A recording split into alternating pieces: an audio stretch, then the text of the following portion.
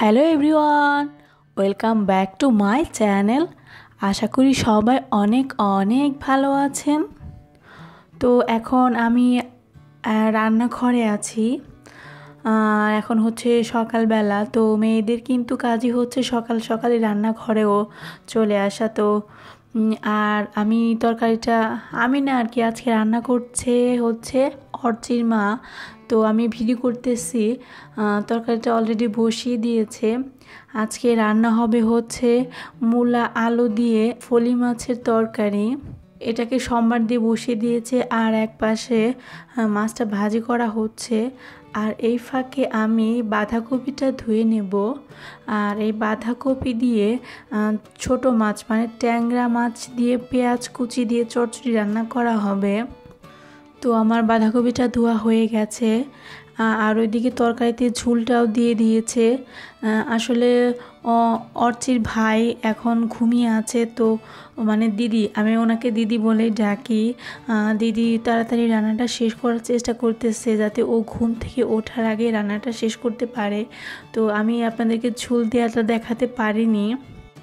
আর এখন হচ্ছে চচ্চড়িটা বসিয়ে দেওয়া হবে। তো একটু সম্বার দিয়ে এর মধ্যে বাঁধাকপিটা দিয়ে দেব। এখন এর মধ্যে হলুদ মরিচ লবণ কাঁচা মরিচ দিয়ে এটাকে ঢেকে দেব। আর বাঁধাকপি কিন্তু সেদ্ধ হতে অনেকটাই টাইম লেগে যায়। এই বাঁধাকপির জন্য কিন্তু আমি ট্যাংরা মাছগুলোকে পেঁয়াজ কুচি দিয়ে আগে ভেজে নিয়েছি, এটা আর দেখালাম না। তো সব কিছু মনে হয় না দেখানোর প্রয়োজন পড়ে, বেশি বেশি দেখালে সেটা কিন্তু বোরিং হয়ে যায়, সেটা আপনাদের দেখতে ভালো লাগে না। আমি কমেন্টে মানে পড়ি মাঝে মাঝে যে মানে একই জিনিস বা কোনো জিনিস লং টাইম দেখলে সেটা বোরিং লাগে।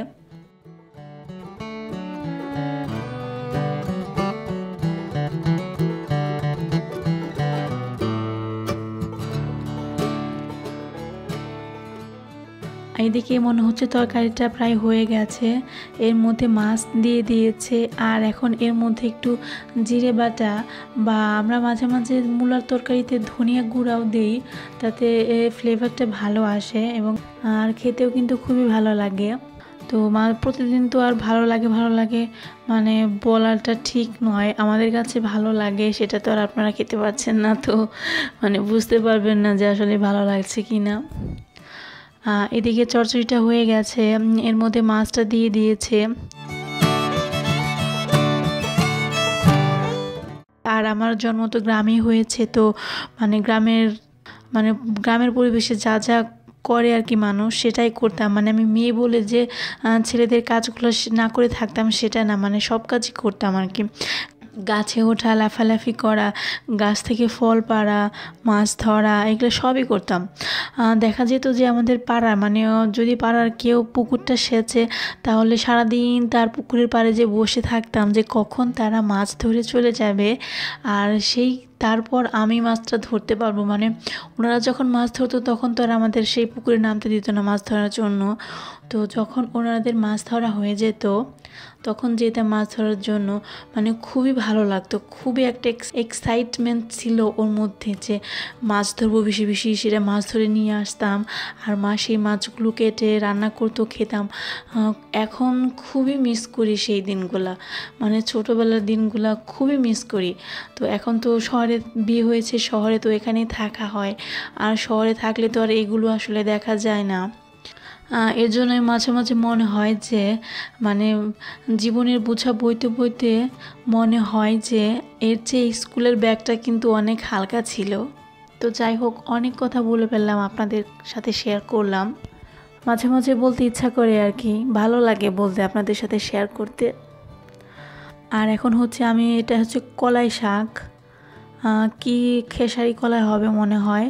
এখন একটু তেল দিয়ে এটাকে ভাজি করব। এই শাকটা ভাজি করা খুবই ইজি, মানে তেল দিয়ে শুধু লবণ দিয়ে ভাজি করলেই হয়, আর কোনো মশলার প্রয়োজন হয় না, কিন্তু খেতে অনেক টেস্ট।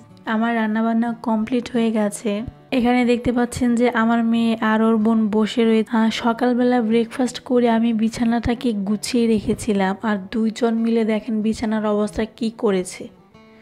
মানে কি বলবো, আমাদের বাসায় হচ্ছে 3টে বাচ্চা, আর 3টে বাচ্চায় এত দুষ্ট যে মানে এটা বলা মানে ভাষায় প্রকাশ করা যাবে না, এত দুষ্ট, যেমন বড় তেমন ছোট। তো এখন হচ্ছে আমি এই বিছানাটাকে পরিষ্কার করে নেব। বিছানাটা পরিষ্কার করে ফেললাম। আর এখন করব হচ্ছে আমি সকালবেলা ডিম সেদ্ধ দেওয়া হয়েছিল, তো সেখান থেকে বাচ্চারা তো মানে ডিম সেদ্ধটা খেতে চায় না। তো এই ডিম সেদ্ধগুলোকে আমি একটু আলু আর গাজর মিশিয়ে ভাজি করে দেব। আর ওই পাশে আমি দুপুরের জন্য ভাতটা বসিয়ে দিয়েছি। আর একটু পেঁয়াজ কুচি দিয়ে এটাকে জাস্ট ভাজি করব, মানে নর্মাল ভাজি। আসলে সব মেয়েরাই কিন্তু রান্নাবান্না করতে পারে, তবে এক একজনের স্টাইল এক এক রকম, কিন্তু সবাই খুব ভালো রান্না করতে পারে। এটা হচ্ছে মেয়েদের একটা বড় গুণ, এবং এটা আমার মনে হয় সব মেয়েদেরই থাকে। আমি ভাতটা নামিয়ে ফেলেছি, আর এদিকে ভাজিটাও হয়ে গেছে। হচ্ছে আমি সব থেকে সুন্দর জিনিসটা দেখাবো, আর সেটা হচ্ছে আমার মেয়ের, আমার ছোট্ট মিষ্টি মেয়েটার শাড়ি। এই যে, তো এখন আমরা এই শাড়িটাকে ট্রাই করে দেখবো যে আমার মেয়েটাকে কেমন লাগে শাড়ি পরলে। আসলে আমার মেয়েটা অনেক চিকন, তো ওর ফিগারে মানে ফিট হওয়া খুবই কষ্ট, মানে কোনো জিনিস ফিট হতে চায় না।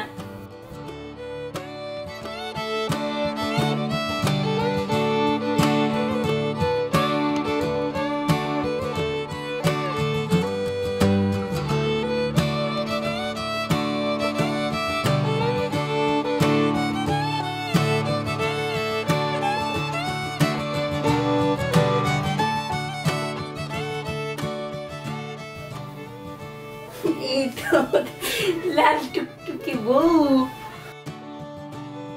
এদিক তাকাও এদিক তাকাও, সারা এই যে দেখি হাত দেয় না, এই তো এই দেখি দেখি সারা দেখি, এই সারা এই যে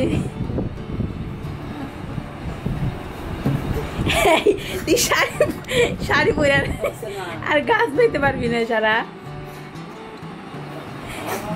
বাবা আবার বসছে, দেখি দেখি সারা এই যে তাকাও তাকাও তাকাও তাকাও তাকাও। তো আজকে আর ব্লগটা বেশি বড় করলাম না, হাতে টাইমও বেশি নেই, তো এখানেই শেষ করছি আমার আজকের ব্লগটি।